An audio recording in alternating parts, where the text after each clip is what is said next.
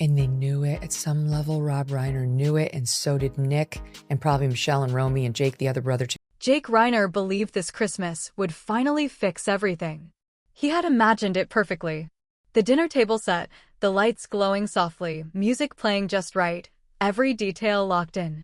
In his mind, he saw himself sitting with his parents again inside their Brentwood home after years of distance, like nothing had ever broken. Then December 14th arrived, and that picture shattered in seconds. One phone call turned his life upside down. His parents, Rob Reiner and Michelle Reiner, were gone. And the shock turned brutal the moment he heard the name tied to it. Nick Reiner. His younger brother. The same brother Jake had sworn to protect no matter what. The pain wasn't just grief. It was disbelief mixed with raw anger. Not long after, Jake went on Case BS and said something that froze the room. "I warned my parents beforehand," he admitted. "I was afraid one day he'd do something that couldn't be undone." That wasn't emotion speaking. That was years of tension finally snapping. It was the sound of trust collapsing after a lifetime of silence. Jake finally spoke about what had been eating him alive for years. The favoritism. The endless excuses. The blind loyalty that always protected Nick. He said it didn't come out of nowhere. It built slowly, mistake after mistake, until the family could no longer hold together. So when Nick called from custody, pleading, claiming innocence, begging Jake to help with bail, Jake didn't hesitate. He said no. Not out of spite, but because deep down he knew this family had been cracking for years, and Nick was the break that could never be sealed again. By December 17th, Los Angeles felt heavy and lifeless beneath a quiet sky. As Nick climbed the courthouse steps across town, Jake sat under the harsh studio lights at Case BS, the place he had worked for most of his life. Cameras rolled. Lights blazed. His emotions were locked down as tightly as he could manage. The lights carved deep shadows into his face, making him look thinner, sharper, worn down. His eyes were hollow from nights without sleep. The dark suit clung to his tall, slightly hunched frame, like his body had learned to carry a weight it was never meant to hold. Because I'm a snail and I'm never gonna fail. And you know what? You're gonna have to bail me out of jail. At some point with a child where you want to will things to be true, right? That you think you can command things to happen, and you can't. And the most insecure you'll feel, the most vulnerable you'll feel as a parent is knowing there are some things that are outside of your control. This wasn't the clean, confident reporter people were used to seeing. This was a man stretched thin by loss, pressure, and years of swallowing words he had never been allowed to say out loud. He sat upright, but his body told the truth. His shoulders were tight.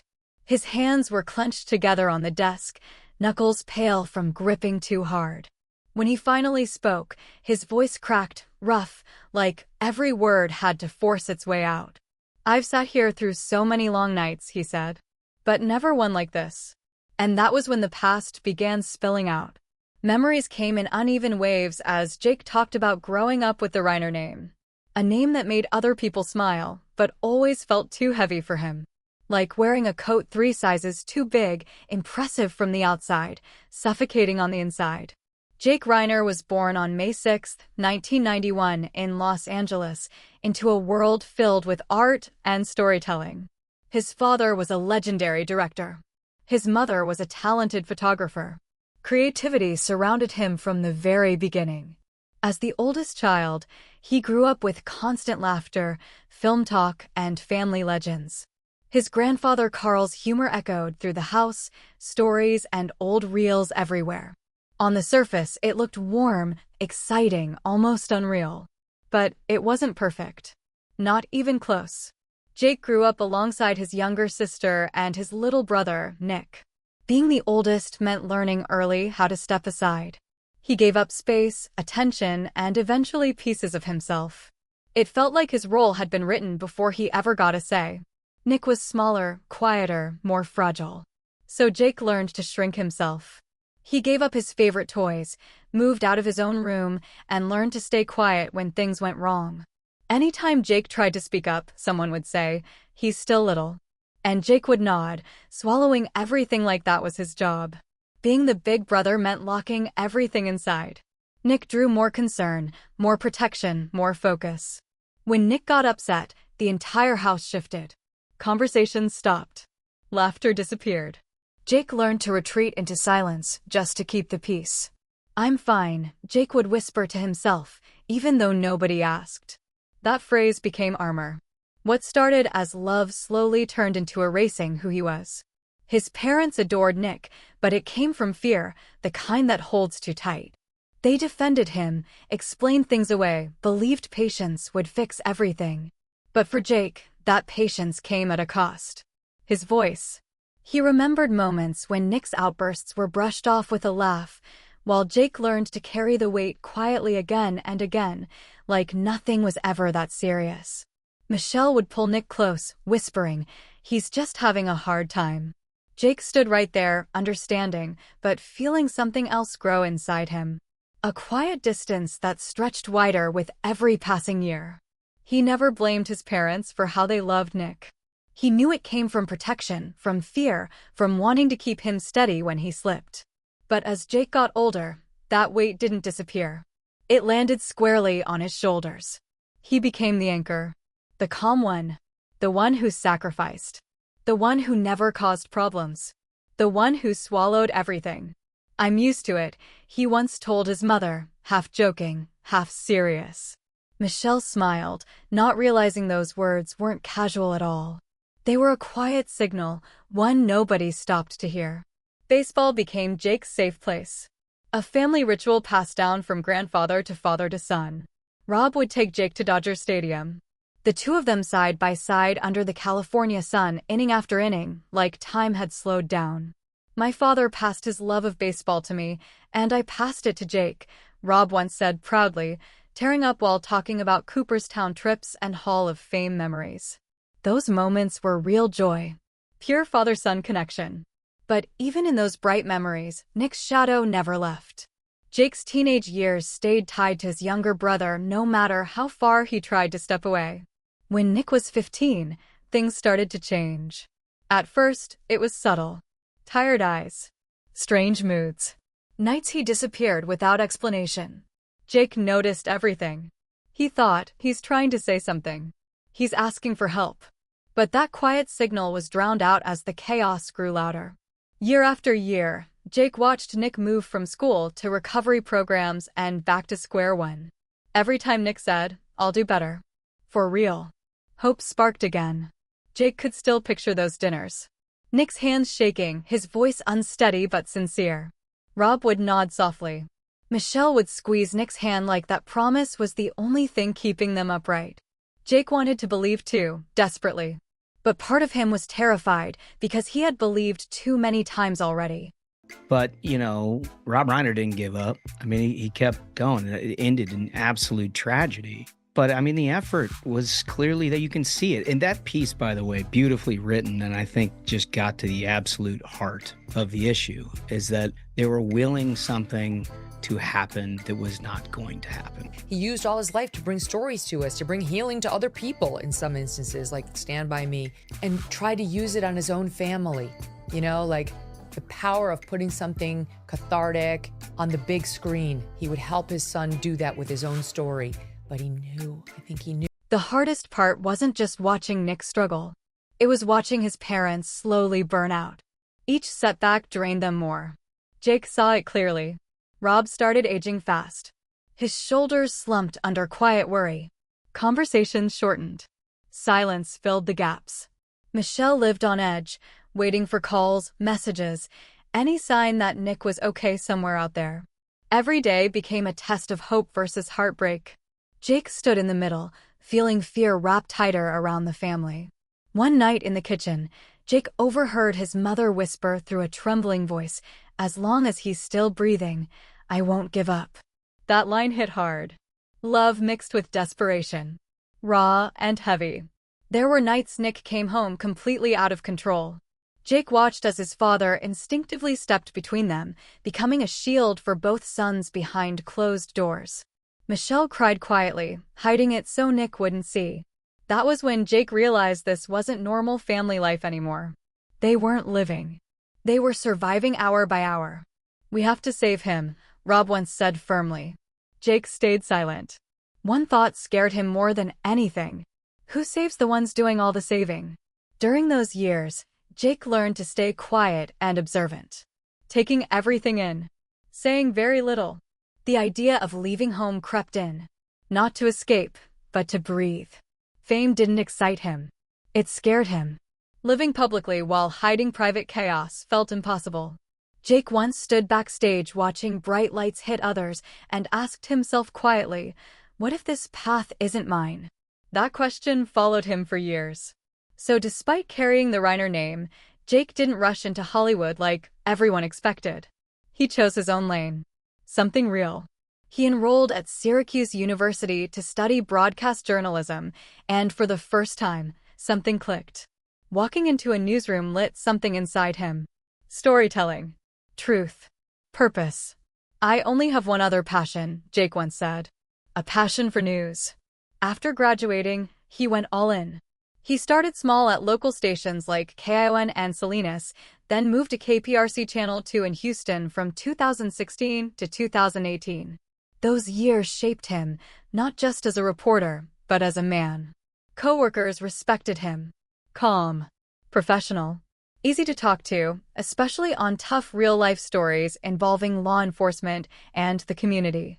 Jake Reiner was finally building something of his own, far from the shadows. And for the first time, it felt right.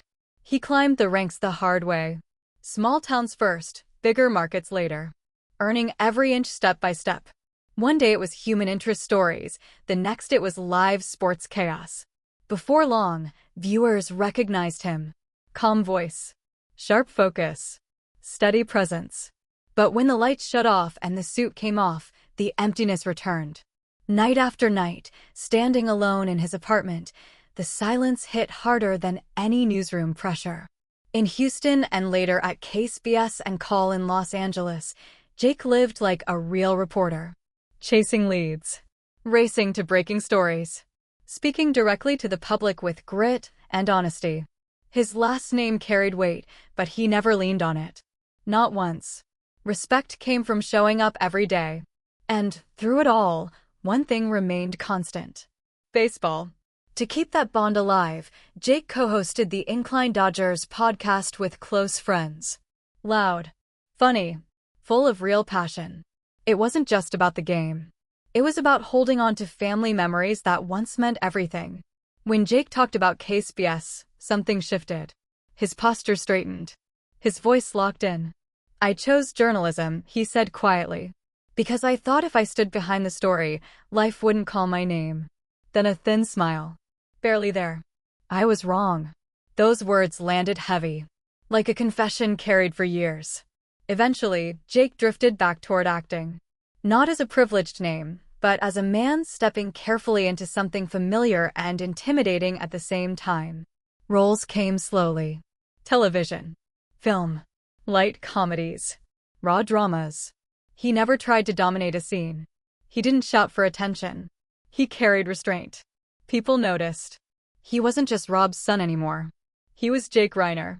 Then 2023 changed everything. He appeared in respected projects like Curb Your Enthusiasm, For All Mankind, and American Crime Story. His lead role in Love and Tax stunned people, earning him Best Actor at the Myrtle Beach International Film Festival in 2024. Even smaller roles like Shock and Awe left a mark. The fusion of a journalist's eye and an artist's soul. Speaking of Rob, he turned back to the table. It was very hard. The number one job of any parent is to keep their child safe. And I hadn't done that. He was almost tearing up. And now here, I have done that. I kept him safe. He came out alive. And the writer adds, here in 2025, the words kept ricocheting through my brain. Yes, Nick had come out alive. It was Rob that hadn't. Will he be able to use Rob Reiner's fortune to defend himself with this very fancy lawyer against charges that he killed his own dad? Did Rob and Michelle keep him in their will? The hardest thing Jake ever admitted on air came quietly. He said that during rare silent moments between takes, his thoughts always went back to his parents. In his mind, Rob stood just off camera, arms crossed, eyes filled with focus and pride. Michelle watched softly, like she was still capturing everything through an invisible lens. Jake remembered late-night calls after shoots, trying to sound calm while excitement buzzed in his chest. "I did it," he'd say, half joking, fully proud. Then came that familiar Reiner silence. Rob's voice would break through. "I knew you would." Michelle would laugh softly. "I always knew you'd find your place." Those words became fuel. Every award, every good review, every small win. As the holidays approached, Jake held on to one thought. This Christmas will be different. He planned everything. The flight, the gifts, the words he'd say stepping through the door. "I'm home." Then December 14th destroyed everything. The call came while he was on set in New York. Cold, fast, ruthless. His parents were gone. The details were unbearable. Then the name. Nick. Jake froze. Christmas vanished. 2 empty chairs at the table. He flew back to Los Angeles the next morning. He and his sister Romy didn't speak. They just held each other and broke down. Then Jake spoke publicly. "I warned them," he said. 3 months earlier. He begged them to set boundaries. To protect themselves. But love won. On live television, Jake broke. "Nick took them from me." When Nick called asking for bail, Jake said no. Not cruelty. Heartbreak. Sometimes love isn't enough. And that realization is the cruelest lesson of all. But spend time with your kids, you know? I mean, this is a perfect Yes, example. Before it's too late. Yeah, and do it early. Yeah. They've got to know Like you're there. now, like our kids are 16, 14, and 12. And we've been doing this their whole lives. But like, have dinner with your children, ideally 7 nights a week. Yep. No, I'm not kidding. Yep. Don't commit them to a sport that makes that impossible. Like at least 5 nights a week, sit with them, drive them to school, like spend the time. This has to be prevented before the drug problem and the 15 or 18 rehabs. Like at that point, and I've talked to so many parents of like seriously drug-addled kids. I don't know how to say this without sounding really brutal, but like at that point, the kid becomes like a night. For a split second, Jake's chest tore in two, rage on one side, heartbreak on the other. Then Nick said the number 4 million. It came out like a last rope tossed into darkness. "Please," he begged. "Use your connections, your money, anything. Just get me out. I can't survive in here, Jake." Every word cut deep. Each sentence sliced through wounds that were already wide open. Love and fury slammed into each other inside him. Jake could almost hear his parents' laughter echoing faintly in his head. He could picture their faces, calm, warm, gone forever. His heart pounded as he stood between 2 cliffs. Loyalty on one side, truth on the other. Finally, Jake pulled in a breath so deep it shook. "Nick," he said quietly, his voice barely holding.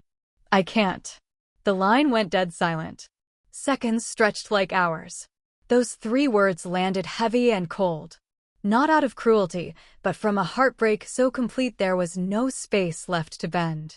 Nick exploded. His voice snapped into rage, panic, and disbelief all at once. He shouted accusations. Said Jake betrayed him. Said he was just like everyone else. "You're abandoning me," Nick screamed. Jake squeezed his eyes shut as tears spilled faster than he could stop them. "I'm not abandoning you," Jake said, his voice breaking. "But I can't save you this way." Then came silence. Not the quiet that follows yelling, but the kind that crushes your chest. Heavy. Final. The call ended with ragged breathing, then nothing. Just a dead screen and a ringing stillness. Jake stared at the phone, heart slamming so hard it hurt. It felt like he'd cut the last thread tying him to his brother, the last piece of family he had left. He didn't know if Nick understood him. He didn't know if he ever would. He didn't even know if he'd done the right thing. All Jake knew was this: sometimes love isn't enough. And realizing that might be the cruelest lesson life can give. When Jake's report ended that night, December 17th, the world froze. Viewers stayed glued to their screens, unmoving, like standing up would make it real. Then the internet lit up, but not with noise. No screaming debates, no cheap reactions, just quiet heartbreak. Messages poured in. "I couldn't breathe watching this. I've never seen pain like that on live TV. This broke me. In that moment, Jake wasn't just a reporter anymore. He was a man standing fully exposed, showing the world what real loss, real conflict, and real restraint look like. He wasn't a TV personality or a celebrity son anymore. He was just a broken son standing in front of millions, letting the world see what real loss looks like. People admitted they cried watching it. Even viewers who had never known the Reiner family said it felt too intimate, too raw, like stepping into someone else's private pain. Some couldn't finish it the first time.